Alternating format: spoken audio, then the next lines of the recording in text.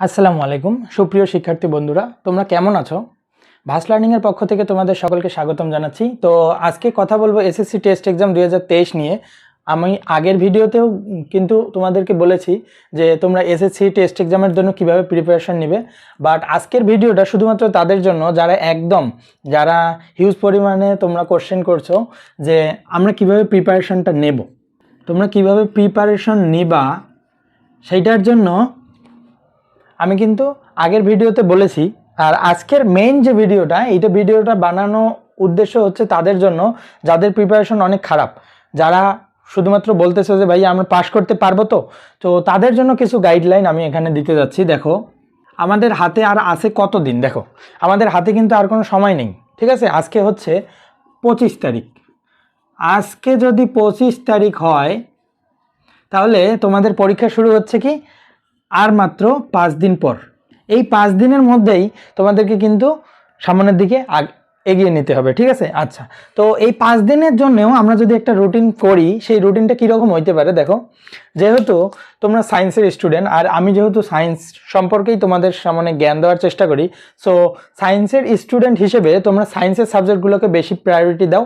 আমি কিন্তু বলেছি, প্রত্যেকটা ভিডিওতেই বলেছি যে তোমাদের শুধু পাশের জন্য প্রত্যেকটা বিষয়ের শুধুমাত্র কিন্তু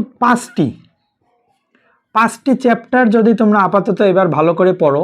এই 5টি চ্যাপ্টারের কী পড়বা? এই 5টি চ্যাপ্টারের বোর্ড কোশ্চেন, আমি কিন্তু বলছি আবারও, বোর্ড কোশ্চেন, সিকিউ এবং এমসিকিউ। এই 5টি চ্যাপ্টারের সিকিউ, বোর্ড কোশ্চেন আর এমসিকিউ, এই তিনটা যদি তোমরা তোমাদের টেস্ট পেপার, পুরানা টেস্ট পেপার বা সাপ্লিমেন্ট বা গাইড যেটাই হোক না কেন, সেগুলো থেকে যদি দেখো তাহলেই কিন্তু তোমাদের অন্তত এই এসএসসি টেস্ট এক্সামে তোমাদের একটা পাস হবে।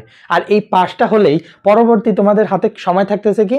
তোমাদের হাতে সময় থাকতেছে নভেম্বর, ডিসেম্বর, জানুয়ারি, অর্থাৎ আমরা আরও 3 মাস সময় পাচ্ছি। এই 3 মাসে কিন্তু তুমি আরও তোমাকে ডেভেলপ করতে পারবা। কিভাবে তুমি ডেভেলপ করবা? অবশ্যই তোমার জন্য পরবর্তীতে আরও তুমি 4টা চ্যাপ্টারকে টার্গেট করবা। এই 4টা চ্যাপ্টারকে তুমি টার্গেট করে সামনের দিকে আগাবা। বাট এখন আমি তোমাকে এগুলো বলে সময় নষ্ট করতে যাচ্ছি না, কেননা তোমার হাতে মাত্র যেহেতু 5 দিন, তার মানে তোমার সময় অনেক কম। সেই কম সময়কে কাজে লাগাতে হবে। সহজ হিসাব, সেই কম সময়কে কি করতে হবে? তোমাদের কাজে লাগাতে হবে। এখন ভাইয়া কিভাবে তুমি এই 5 দিনেও একটা সঠিক গাইডলাইন পাও, বা কিভাবে তোমার এই 5 দিনেও তুমি ভালোভাবে একটা প্রিপারেশন নিতে পারো, সেটার রুটিনটা দেখো। সেটার ক্ষেত্রে তুমি সায়েন্সের সাবজেক্টগুলা ডেইলি পড়ো। ডেইলি কি করো? ডেইলি বোর্ড কোশ্চেন দেখো, সিকিউ দেখো অ্যান্ড এমসিকিউ দেখো। কয়টা বোর্ড কোশ্চেন দেখবে? আমি প্রথমে বলেছিলাম, যখন আমাদের 10 দিন ছিল তখন আমি বলছিলাম 4 সালের বোর্ড কোশ্চেন লাগবে না। এখন তুমি কি করবা? শুধুমাত্র 2 ইয়ার্সের বোর্ড কোশ্চেন দেখো। তার মানে কি?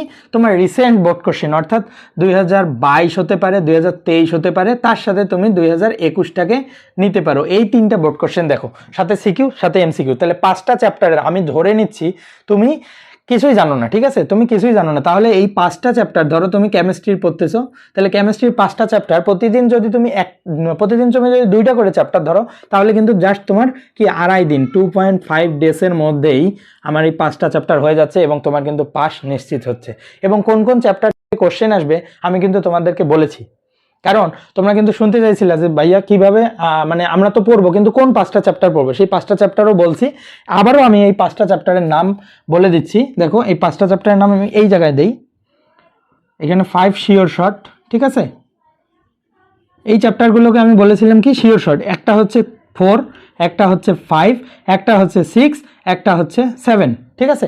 এই 4টা 4, 5, 6, 7, তার সাথে আমি বলছি 3, এই কয়েকটাই যদি তুমি পড়ো, তুমি অনায়াসে 3 সেট কোশ্চেনটা অ্যান্সার করতে পারবা, তার সাথে তুমি 4 সেটও করতে পারবা, ঠিক আছে। আর ভাগ্য যদি ভালো থাকে তাহলে 5 সেট করতে পারবা।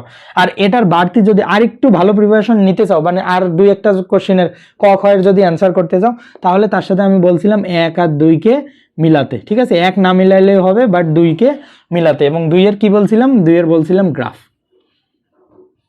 সো এই কয়েকটাও যদি তুমি করো, এই যে এই 5 শিওর শর্ট, এই 5 দিনের মধ্যেও যদি এটা করো, তাও কিন্তু তোমার কেমিস্ট্রিতে একদম মানে আরামসে তোমার পাস হয়ে যাবে।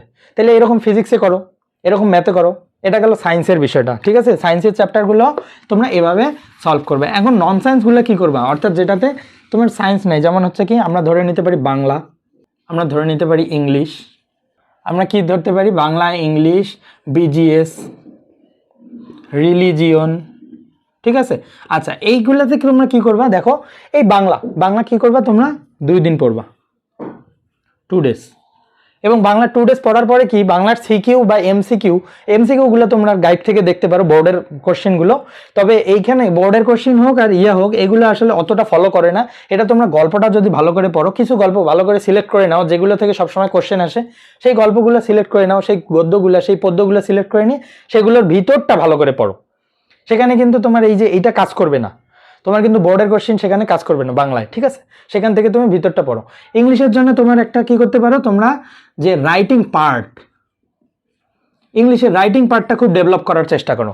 গ্রামারে যদি তুমি দুর্বল হও তাহলে কি করবা, গ্রামারের হালকা একটু দেখে নাও, গ্রামারের রুলগুলো দেখে নাও যতটুকু পারো। ধরো 5টা কোশ্চেন থাকবে, 5টার মধ্যে 2টা তো পাবা, মানে একটা ধরো যে তোমার রাইট ফর্ম অফ ভার্ব দিছে 10টা, এই 10টার মধ্যে তুমি 3টা পাবা না, তাহলে তুমি কি পড়লা, এই 3টা কি পাবা না? আচ্ছা এই 3টা যে পাবা, এই 3টাই এনাফ। রাইট ফর্ম অফ কোশ্চেনের মধ্যে তোমার 10টার মধ্যে 3টাই এনাফ, ঠিক আছে। এইভাবে তোমার গ্রামারের মনে করো যে যতটুকু হোক না কেন হালকা তো কিছু পাবা, সাথে তোমার রাইটিং পার্টটা তোমাকে হেল্প করবে সামনের দিকে এগিয়ে নিতে। অর্থাৎ তোমার তো এবার পাস করা দরকার, তোমার তো এবার কি এই টেস্ট এক্সামে পাস করা দরকার, কারণ টেস্ট এক্সামে পাস করলে তবেই তো তুমি এসএসসিতে বসতে পারবা। সো তোমার মেইন টার্গেট হচ্ছে এসএসসি টেস্ট এক্সামে পাস করে এসএসসিতে বসার জন্য জায়গাটা ফিল আপ করা। যখন তুমি একটা জায়গা নিয়ে রাখবা, পরবর্তীতে তুমি 3 মাসের মধ্যে তখন এগুলাকে আরো ভালো ডেভেলপ করতে পারবা। পরবর্তীতে আসো বিজিএস এরটা কি করবা, বিজিএস এরটাও ঠিক বাংলার মতো, বিজিএস এ একটু টাইম বেশি দেবা, কারণ আমি খুব ভালো করে জানি তোমরা বাংলা যতটা পড়ছো বিজিএস তাও পড়ো নাই, ঠিক আছে। বিজিএস অতটুকু পড়ো নাই, তাহলে কি করবা, বিজিএস আরেকটু সময় দাও, তোমরা একটু 3 দিন সময় দাও, ঠিক আছে, 3 ডেজ সময় দাও। এবং এখানেও কি বিজিএস এর মধ্যে যে চ্যাপ্টারগুলো থেকে বেশি কোশ্চেন আসে সেই চ্যাপ্টারগুলো নাও এবং চ্যাপ্টারগুলোর ভিতরটা পড়ো, তাহলে তুমি সিকিউ এর অনায়াসে অ্যান্সার করতে পারবা। আর দাগিয়ে দাগিয়ে পড়ো, তাহলে এমসিকিউগুলোও তুমি পারবা, ঠিক আছে। আর একটা আসতেছে রিলিজন সেম বিষয়, রিলিজনে তোমার সময় কম দিলেও হবে, ঠিক আছে।